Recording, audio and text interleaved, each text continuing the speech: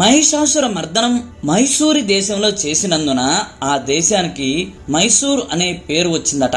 అక్కడ మహిషాసుర మర్దనం అయిన తరువాత భ్రమరాంబ ఈ శ్రీశైలం ప్రవేశించింది. తద్వారా మైసూరు ఆమె పుట్టిన దేశం కనుక ఆ దేశస్థులు ఎవరు ఇక్కడకు వచ్చినా సుంకం ఇవ్వనక్కర్లేదు. శ్రీశైలానికి 4 బాటలు ఉన్నాయి. ఎటుపోయినా ఈశ్వర సంకల్పమేమో 52 కిలోమీటర్ల దూరం కీకారణ్యమైన ద్వావా ఉంటుంది.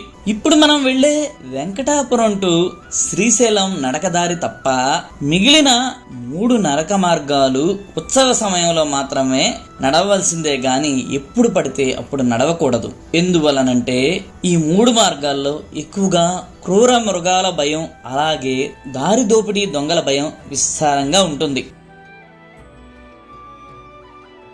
అదేవిధంగా శివరాత్రి మొదలుకొని చైత్రమాసం వరకు ఈ 4 నడక మార్గాలను భక్తులు విరివిగా ఉపయోగిస్తారు.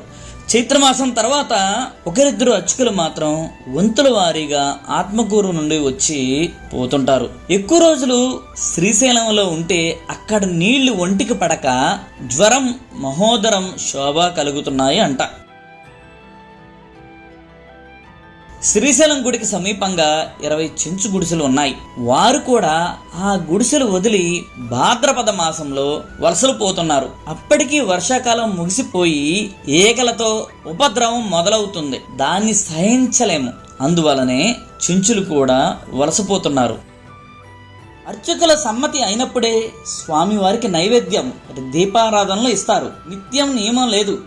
భ్రమరాంబాదేవికి మాత్రం మనాసి అర్చకుల తరపున ఒకళ్ళు నియమంగా గుళ్ళో కాపురం ఉండి అర్చన చేస్తూ ఉంటారు. అట్లా అర్చన చేసే అర్చకులు 1 సంవత్సరం పాటు ప్రాణాలతో నిలవటం దుస్సాహసం.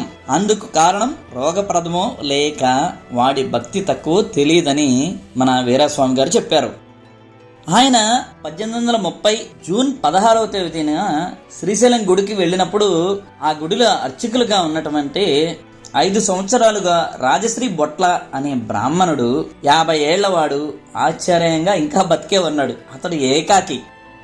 ఫ్రెండ్స్, నేను ఇప్పటి వరకు మీకు చెప్పిన ఈ విషయాలనే కాకుండా శ్రీశైలం గుడికి సంబంధించి ఇంకెన్నో వింతలను, విశేషాలను శ్రీశైలం పాదయాత్ర అనే వీడియోలో వివరించాను.